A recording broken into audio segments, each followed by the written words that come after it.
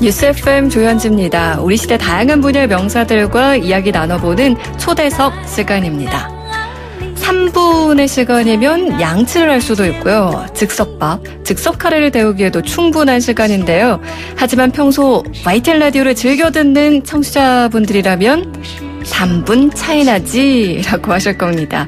중국의 역사, 문화, 예술, 정치, 사회, 경제 등 이분과 함께하면 중국의 모든 것을 알 수 있는데요. 오늘 초대석에서는요. 3분 차이나가 아니라 15분 차이나 함께 해보도록 하겠습니다. 한국외대 임대근 교수와 함께 합니다. 교수님 안녕하세요. 안녕하세요. 교수님 긴장하신 건가요? 네, 긴장했습니다. 네. 아니 매일 이렇게 청취자분들과 만나시면서도 또 생방송은 처음이라 네네 처음이에요. 긴장했어요. 네네. 그래도 청취자분들께 좀 인사 부탁드릴게요. 네, 너무 거창하게 소개를 해주셔가지고 네 중국의 모든 것을 알고 있다 그러셨는데 네. 중국의 조금 일부분만 알고 있는 한국외대 교수 임대근입니다. 또 겸손하게 이렇게 시작을 해주시는데 오늘은 3분이 아니라 15분 이상을 해야 돼요, 교수님. 네. 더 얘기를 좀 많이 해볼 텐데 벌써 지금 유튜브 보이는 라디오를 보시고 박정현님께서 임대근 교수님 이미지가 백종원 씨하고 비슷해요. 푸근하세요. 이렇게 하셨는데. 감사합니다. 네. 더 멋지신데. 더 멋지죠, 제가. 네. 네네네. 제 눈에는 더 멋지게 보입니다. 제가 인물 하나로 여기까지 왔습니다. 네. 제가 지식 이런 거 없는데요. 인물 하나로 지금까지 먹고 살아왔습니다. 여러분들, 우리 임대근 교수님의 인물이 궁금하신 분들은 유튜브 보이는 라디오로 접속해 주시면 함께 하실 수 있습니다. 그리고 중국에 대한 궁금증 있으시면 문자로 또 보내주셔도 좋고요. 최근에 젊은 층들 사이에서 중국 음식이 굉장히 인기예요. 흔히 말하는 짜장면, 짬뽕 요런 거를 넘어서서 마라탕, 허거, 마라샹궈 사실 중국을 유학 갔다 온 친구들이 좋아했던 음식들이 이제는 중국을 안 가봤어도 많은 분들이 즐길 정도로 대중화가 되고 있는데 이 유행의 시작이 어디서부터 시작됐다고 보세요? 마라라고 하는 거는요, 매운맛이거든요. 네. 근데 이제 그냥 매운맛이 아니고요. 마라는 말은 중국어로 얼얼하다, 이런 뜻이고요. 네. 라는 맵다, 이런 뜻입니다. 그래서 네. 이제 마라 그러면은 맵게, 얼얼하게 맵다, 이런 뜻인데요. 사실 중국 분들은 이 매운맛 별로 잘 안 좋아하시거든요. 근데 중국에서 딱 두 군데 지역. 네. 쓰촨, 그러니까 우리가 사천이라고 많이들 알고 계시죠. 네. 사천 지역하고 후난, 호남이라는 지역 분들이 네. 매운맛을 굉장히 좋아합니다. 그 중에서도 마라는 그 사천 지역에서 주로 많이들 드시는 그런 매운맛이 되겠는데요. 네. 고추, 후추, 그리고 그 지역에서 나는 소금 같은 걸 이제 막 섞어가지고 네. 이런 매운맛을 만들어 내죠. 그래서 이제 후어거 같은 중국식 샤브샤브에도 많이 쓰고 그러는데요. 네. 근데 이게 이제 한국 분들이 매운맛, 얼큰한 맛 굉장히 좋아하시잖아요. 네. 그래서 이게 이제 한국 분들의 입맛하고 이제 딱 맞아 떨어진 측면이 있습니다. 사실 한국에도 한 20여 년 전부터 이 중국식 후어구어 샤브샤브가 소개는 됐었는데요. 그동안 별로 그렇게 인기를 못 끌다가 최근에 이제 한국에 중국 분들도 많이 들어오시고 또 아까 말씀하신 대로 유학 갔다 오신 분들, 중국에서 네. 살다 오신 분들 이런 분들이 이제 또 현지에서 현지네요. 조현지 네. 아나운서처럼. 네. 현지에서 먹었던 입맛을 네. 이제 떠올리게 되는 거죠. 그래서 이제 그런 본토 맛을 찾는 식당들이 늘어나면서 이제 음식의 어떤 교환이랄까요? 교류랄까? 이런 것들이 일어나는 것 같아요. 네. 옛날에는 중국 음식하면 나는 그 향신료 향이 강해서 못 먹어 하시는 분들이 많았는데 요즘에는 이런 중국 음식에 대한 대중화가 이루어지면서 오히려 좀 중독성 있게 찾는 분들도 많아지신 것 같아요. 네. 그리고 또 교수님하고 얘기를 할 때 영화 얘기를 빼놓을 수가 없잖아요, 교수님. 네, 교수님이 중국 영화도 전문가신데 저희 청취자분들 중에서는 아마 제 소식적에 홍콩 영화 안 본 분들 없을 것 같거든요. 이게 바로 대륙 스케이다. 옛날만 해도 사실 우리 한국 영화보다 홍콩 영화가 더 인기가 대단했었잖아요. 네, 네. 대표적인 영화들이 뭐가 있었죠? 영웅 분색도 있고요. 뭐 처별상웅, 처별가도 뭐 이런 네. 시리즈물들 많이들 보셨을 것 같습니다. 네. 그리고 저는 뭐 천년요원, 네. 장국영하고 왕조연도 네, 생각이 네, 나요. 네. 제가 또 한때 왕조연 좀 닮았다. 네, 아닌가요? 방송 여기서 끝내도 됩니까? 그런 얘기 가끔 들었었거든요. 네네. 아름다우십니다. 네. 네. 여러분들 제가 왕조연 닮았는지 안 닮았는지 궁금하신 분들은 또 유튜브 보이는 라디오로 들어오시면 되겠습니다. 왠지 오늘 이렇게 좀 저희가 얼굴 가지고 장난을 치다가 청취자분들께 혼날 것 같아요. 혼나지 않을까 이런 생각도 드는데 네. 데이비드 리님 내가 좋아하는 마라도탕 얘기 나오니까 반갑네요. 라고 하셨어요. 저희가 예전에 마라탕을 마라도탕이라고 장난스럽게 그러셨군요. 얘기한 적이 네, 있었거든요. 네. 그리고 박정현님은 동방불패 생각납니다. 라고 하셨는데 이 영화도 정말 유명했죠. 네, 그렇습니다. 그리고 뭐 성룡, 이소룡, 주윤발, 유덕화 뭐 다들 그런 중화권 스타들 기억을 하실 텐데 근데 요즘에는 뭐 홍콩 영화는 물론이고 중국 영화들도 사실 조금 힘을 쓰지 못한 느낌이 들어요. 네. 과거의 영화를 누리지 못하는 이유 뭐라고 볼 수 있을까요? 그 사실은 이제 우리가 홍콩 영화를 좋아했을 때만 해도요. 우리가 접할 수 있는 외국 문화라는 게 한정적이었습니다. 그러니까 그 당시에 이제 미국 문화를 빼놓고 나면 우리나라하고 가까운 지역에서 우리가 접할 수 있는 이국적인 공간이 이제 홍콩밖에 없었던 거죠. 왜냐하면 중국은 공산국가였으니까 교류가 없었고요. 네. 우리나라의 일본 대중문화가 개방된 거는 1998년 후의 일이거든요. 그러다 보니까 이제 홍콩하고 이제 자연스럽게 가까워질 수밖에 없었고요. 유럽 같은 데는 또 너무 멀고 네. 또 문화적으로 이제 차이도 많이 나고 하다 보니까 어떻게 보면 거의 유일하게 미국 문화를 제외하면 그 이국적인 느낌을 네. 가질 수 있었던 대중문화가 홍콩에서 이제 시작이 됐던 거죠. 네. 그런데 그 홍콩에서 뭐 무협 영화, 막 액션 영화, 누아르 영화, 아까 말씀드렸던 네. 뭐 영웅본색 이런 영화들이 막 쏟아져 나오는 겁니다.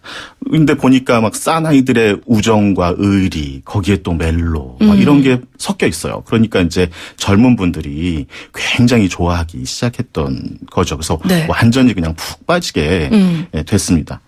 그런데 요즘에는 그 옛날 주윤발, 유덕화가 아직도 홍콩 영화에 나와요. 그러다 보니까 이제 네. 너무 반복되는 패턴인 거죠. 너무 좀 네. 오래되신 아저씨들이신데. 네. 그러다 보니까 이제 좀 식상해진 측면이 또 있고요. 네. 이제 구조적으로 보면은 홍콩 영화 입장에서도 잘 나갈 때는요, 동남아시아 화교권, 그리고 한국, 일본, 이런 데가 아주 큰 시장이었거든요. 네. 그래서 거기다가 영화를 팔고, 거기서 나는 수익들을 가지고 다시 영화를 만들고 하는 이런 구조가 잘 만들어져 있었는데, 네. 중국으로 반환된 이후부터, 그리고 또 한류가 그 사이에 많이 네. 성장했잖아요. 그래서 네. 아시아에서 한류가 굉장히 크게 각광받기 시작하면서 시장이 이제 점점 줄어들게 됩니다. 그러니까 이 줄어든 시장을 새로 찾으려고 하다 보니까 가장 만만한 게 이제 중국 대륙인 거죠. 그래서 홍콩 영화가 중국 대륙으로 이제 그 자기의 부진을 면하기 위해서 네. 눈을 돌리게 되는데요. 그런데 중국은 영화를 만들 때 규제가 너무 많아요. 그러다 보니까 이제 홍콩 영화가 자꾸 중국의 눈치를 보면서 영화를 만들게 되는 겁니다. 네. 그러다 보니까 이제 눈치를 보다 보면은 창의력, 상상력 이런 것들이 이제 아무래도 예전만 못해질 수밖에 없는 거죠. 네. 그래서 이제 이런 뭐 반복되는 스타일이라든지 또 시장의 실패 이런 것들이 이제 계속되면서 요즘에 이제 홍콩 영화가 좀 시들해졌다 이렇게 말씀드릴 수 있을 것 같아요. 뭐 기사로 보면은 제작비나 이런 거는 우리나라랑 비교할 수 없을 만큼 어마어마하게 투자를 하는데 네. 그만큼의 왜 성공을 못할까 싶었는데 또 그런 배경이 있었군요. 네.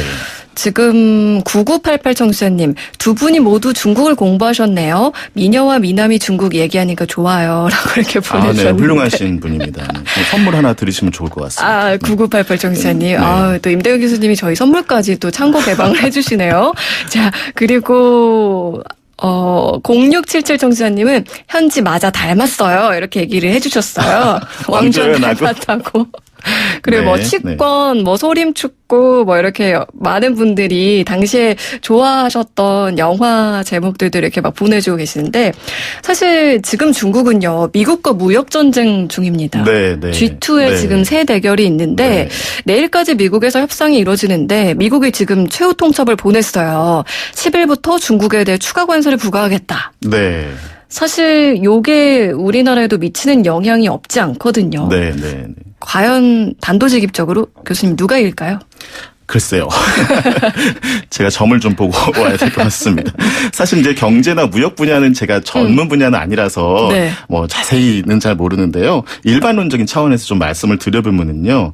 지금 미국이 이제 중국한테 뭐 대대적인 선전포고를 한 것 같다 이렇게 좀 보여집니다. 그래서 중국산 수입품 관세를 말씀하신 대로 25%로 지금은 이제 10%거든요. 25%로 10일부터 올리겠다 이렇게 이제 선포를 했습니다. 그러니까 미국에도 이런 문제를 다룰 때 이제 강경파가 있고 또 온건파가 있고 이런데요. 강경파가 좀 득세를 한 것 같아요. 그리고 이제 트럼프 대통령이 내년에 또 재선도 해야 되잖아요. 그러니까 이제 뭔가 성과를 내야 되는 그런 이제 압박에 계속 이제 시달리고 있는 것 같습니다. 그래서 트럼프 대통령 입장에서는 쉽게 물러설 것 같지 않은데요. 이번 달 안에 합의문을 작성하겠다, 서명하겠다, 뭐 이런 소식도 나오기도 했고요. 근데 이제 6월 말에요. 오사카에서 G20 정상회담이 열려요. 근데 그때 아마 미국, 중국 정상회담이 열릴 가능성이 있지 않겠습니까? 그래서 늦어도 그 안에는 뭔가 좀 협상이 이루어지지 않을까. 그런 생각이 좀 들어요. 그런데 사실은 협상이라는 게 뭐 100대 빵 이런 협상은 없잖아요. 그러니까 적절하게 두 나라가 협의를 할 것 같아요. 그래서 조금 서로 주고받고 하는 게임들을 진행을 할 텐데요. 겉으로 보기에는 어쩌면은 무승부처럼 보일지 몰라도 서로 자기가 이겼다라고 주장할 만한 명분을 좀 쌓아가지 않을까 하는 생각이 듭니다. 예를 들면은 지금처럼 이제 미국이 중국한테 관세 막 올리겠다 이렇게 엄포를 놓고 나서 협상 과정에서 좀 내려준다든지, 또 뭐 중국산 농산물 수입 같은 거 조금 이렇게 풀어준다든지 하는 제스처를 보이면서 서로 자기가 이겼다라고 할 만한 그런 명분들을 좀 이렇게 쌓는 그런 과정이 있지 않을까. 제 생각에는 그렇습니다.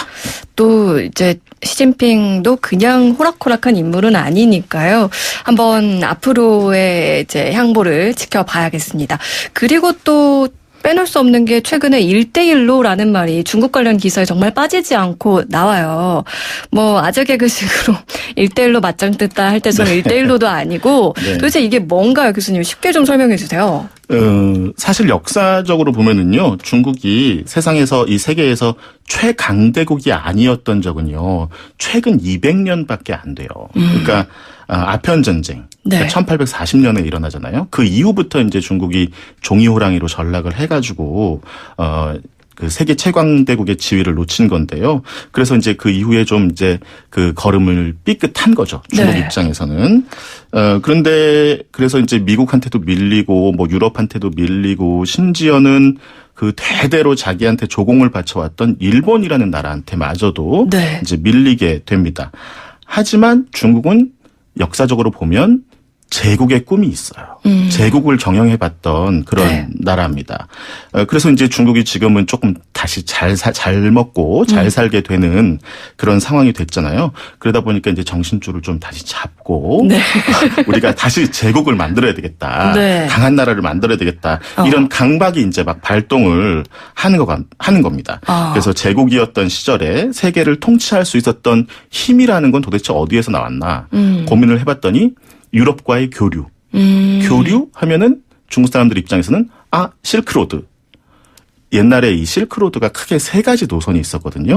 북부 지역을 통해서 사막을 관통해서 유럽으로 가는 노선이 있었고요. 그다음에 이제 중부를 통해서 인도로 가는 노선이 있었고요. 둘 다 이제 육로죠.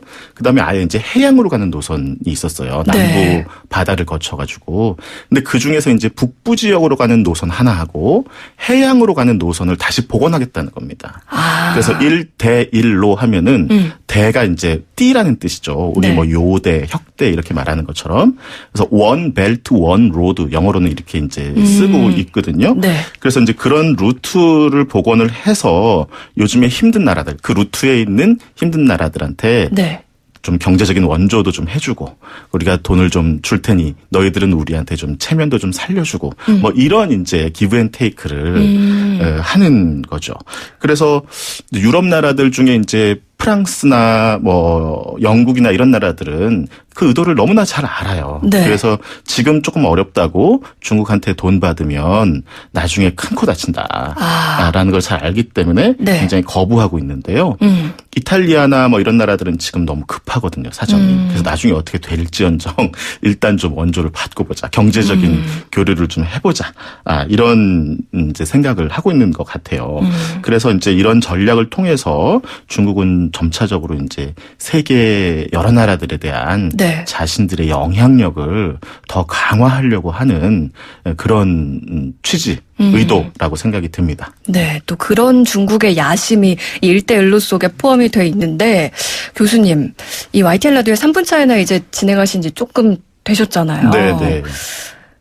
방송 나가고 나서 주변에서 연락 꽤 받으셨다고. 네네. 장안의 화제입니다, 지금. 3분 차이나 모르시는 분들. 네. 요새 뭐, 다른 분들하고 대화 소재가 없을 정도로. 네. 대단히 지금 화제를 불러일으키고 있습니다. 아이. 너무 열화와 같은 뭐, 팬클럽이 지금 형성돼 있고요. 네. 또 실제로 지금 체감을 하시는 거네요. 네네네. 그렇습니다. 저 만나시는 분들마다 네. 3분 차이나로 인사를 해주시고 계세요. 네.